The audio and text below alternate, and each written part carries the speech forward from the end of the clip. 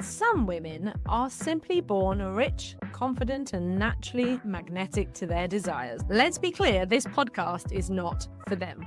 However, if you're a soul-driven, visionary, or entrepreneurial woman who's been on a mission to learn how to create a better future bursting to come out of you, welcome to my world.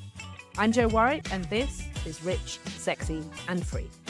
I've dedicated most of my career to helping women get to their core power and unlock the missing pieces for their own unique success. You may already know me as the author of The Big Book of Love. With 30 years experience in psychology, embodiment, manifesting, and energetics, we will be exploring together the keys to becoming rich, sexy, and free. So if this excites you, don't forget to like and subscribe on your favorite platform so you can stay up to date with the podcast. Hi, Jo Warwick here, and welcome to today's episode of Rich, Sexy, and Free. And as we're winding up to the end of 2024 and diving into the brand new year of 2025, I thought we would focus on overcoming those limiting money beliefs and the ideas around richness. So I've decided to share some of the greatest highlights from my amazing guests in 2024 as we share some of those stories around money and diving into a richer life experience. Today, joined by Jackie Dragone, Anna Ennis, Sarah Glenn, and Andreea Tamas. Listen to their personal journeys of overcoming limiting money beliefs and entering into a new wealth consciousness and success vibration as they live their own new levels of rich, sexy, and free. It's okay to not just look like you have money, but to feel like you have money and to have money in all ways, because we can be super rich but be terrified of money. Whereas you have other people who have such great mindset, billionaires who have made billions, lost billions, made billions back. Because innately their whole being says, I have money. I have amazing money. What was the first joyful experience you remember of having your own? Yeah, I don't know if it was joyful, but I think it was brave and bold. I moved to New York City after graduating college, and I took whatever money I had and put like the down payment on the apartment. And then I had like $300 left to my name, and I still went. And I didn't let money control me, call it like young. But I was just like, I'm going. It was like that level of courage and bravery that I think is a conversation for another day. But I think you start to lose it a little unless you're conscious of it when you get older. It was my husband's 30th birthday, which was a little while ago at this point. And I surprised him with a trip to Puerto Rico. I was like, I'm going to figure out how to get us on a trip to Puerto Rico. It was the first time I like used money to travel in that way. I was like, I'm buying a flight, I'm buying a hotel. And we had the best time. And we were just so appreciative. I think we cried the day we had to leave. I remember like those two moments, like distinctively. And then we've trickled more and more of that into our existence and our being. I feel like this next one is a really big one. And maybe that's why there's a part of me that's separating me from what I really want. And that's why in our reality, like we're not there yet, because I have this immediate human response is like, I'm going to go and it's going to mess everything up and I'm scared and there's fear. So this is like such a timely conversation, just show the realness of it. It's what you said. It's like that resistance, that hesitation, that other things are popping up or coming to the forefront, because instead of trusting the money and trusting the vision, how do you shift out of the fear? In one of my programs, my Millionaire Mindset program, there is an entire audio called Fuck It. And it is that attitude. If you already had it and you were already there and you already knew it was going to be safe, you just say, fuck it and do it. When you were younger with very little and you didn't know how it was going to be, you did it anyway. And everything worked out. And I think of so many times when I stepped out and thought, I could do that. Why the fuck not? I could do that. And I think that the key point of leaning in, sometimes that fear is a miscommunication of actually it's excitement, but you're not allowing yourself to be excited. Like somehow excitement has become a bad thing instead of it being a good thing. And so the limiting belief is trying to keep you small, because then you won't need the limiting belief. Money without love is just empty, but money and love together is super powerful. Not because somebody loves you and they give you money, but because of that, I feel deeply loved and secure and I have money.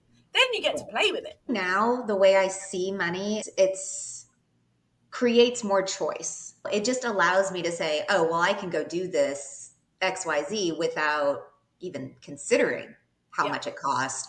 Any of the parameters are, if I want it, I'm going to do it. And that for me is what money allows me to have. But even at the same degree, I can still do the things that I desire on a different scale, depending on the money that you have. So it's like, yes, it would be phenomenal to bring in 50K months, 100K months. Cool. But I don't actually live a lifestyle that requires me to make that much money. Yeah. And if I did, my lifestyle may not actually shift all that much. So that Yeah. money would end up going towards real estate, right? Like it would go somewhere. But I think knowing about yourself, like some people have that desire to be famous, to be rich. Mhm. I've never had those desires. I just have always had the desire to be happy, to be healthy. And if I'm going to do something, I want to enjoy it. Now, there's Yeah. been a good 15 years of my adulthood that I've not really honored that part of myself. I've done things for the sake of getting ahead, for the sake of getting the bonus. And I'm so at a point now where I'm like, you know what? I need to trust who I was as a child when I had all of those unfiltered thoughts of who I was and why I was and all of those things. It's just we get so like filter on filter on filter on filter, and we start seeing the world in this way that's so distorted. We just need to clear out all the bullshit and just Oh, start seeing things for absolutely. what they truly are: joy, happiness, love, connection. That's Yeah. what makes you rich. Absolutely. And money. And in its right place. If you Yeah, are the master of money, right. it's fine. Because you can do really fun stuff with it It for is a yourself, for tool. others. I notice in myself, I'm a much more generous, definitely a big lover anyway. I'm a big lover, big energy, all of that. And yet when I have not allowed the money to flow, it makes me not be the person that feels good to me. When I Yeah. allow the money to flow in all ways in the economy of money that flows around the world, and I tap into the fullness of myself, I feel my generosity and I get to play at very fun levels that I really, really enjoy. But without now, I think the need to feel like I fit in or that I'm proving myself. I was thinking about the shift. I remember taking myself to absolute poverty on my spiritual journey, trying to abandon money entirely, and which is quite hard to live. And I remember being so satisfied that I could go and get my weekly shop down for 20 quid. It wasn't until I had more money that I realized just how much anxiety I was living. And that moment of when you go to another level and you go, oh, I can just buy what I want to eat. I realized it wasn't about the money. It was about I can eat what I want. I can eat what I want and I can buy organic or free Mhm. range.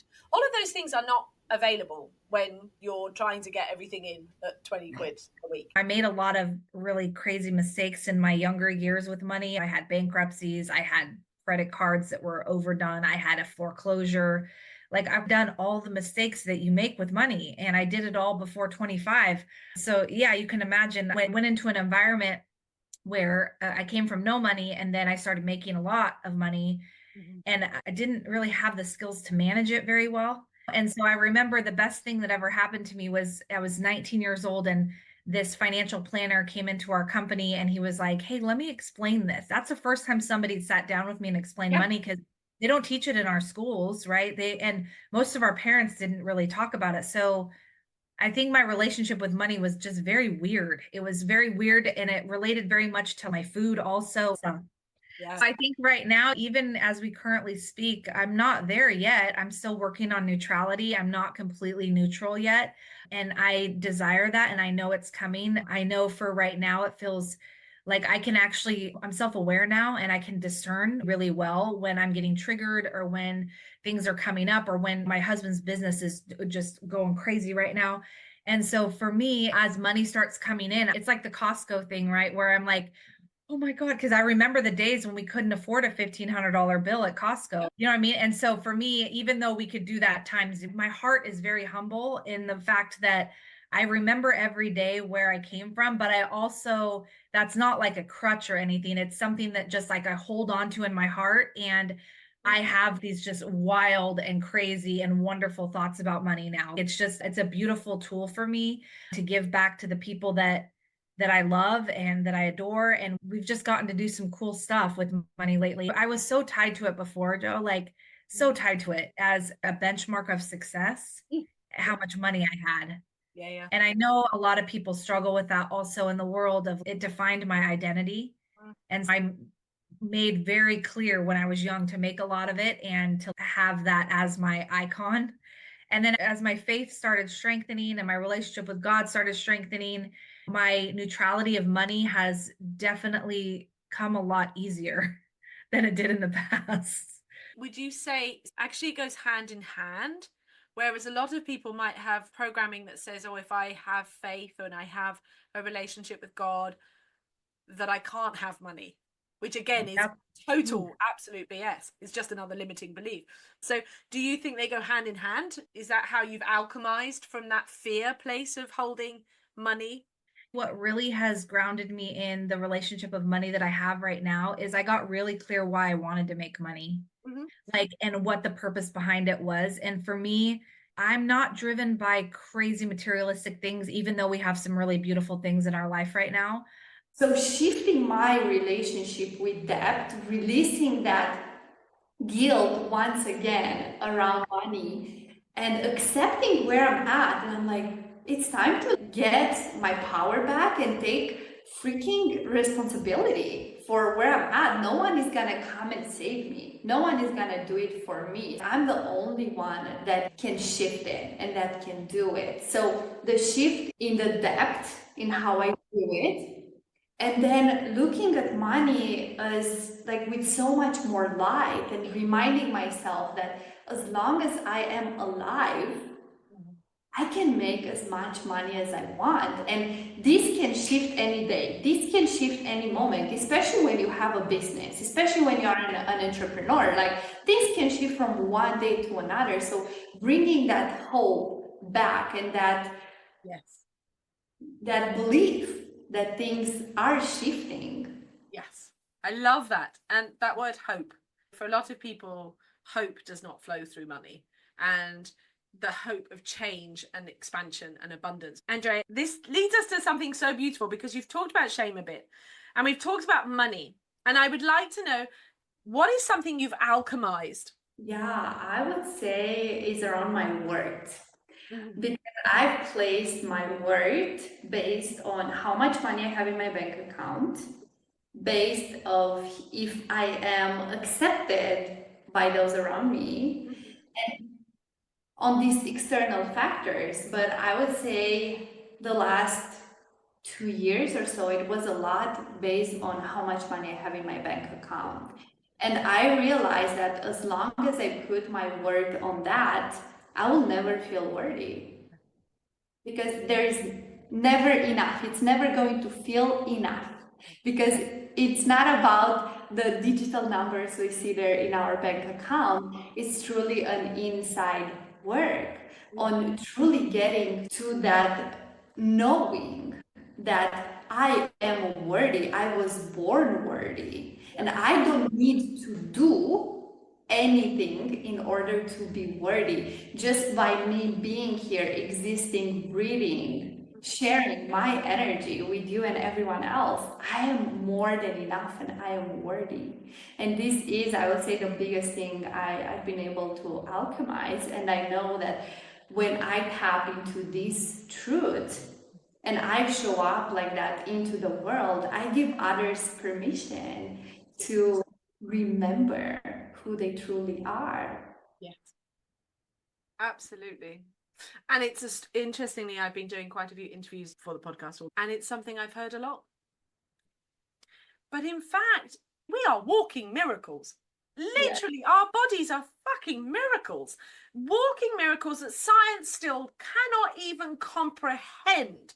We probably know about 10% of the capacity of our bodies and even less about the capacity of our brains.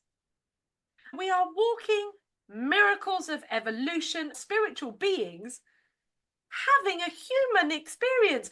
We're here to be human, and all that good stuff about being human. We never judge when we feel joy. We never ever think we're unworthy. It's been great to connect with you today, but before you leave, If you haven't already, don't forget to come and be part of the community.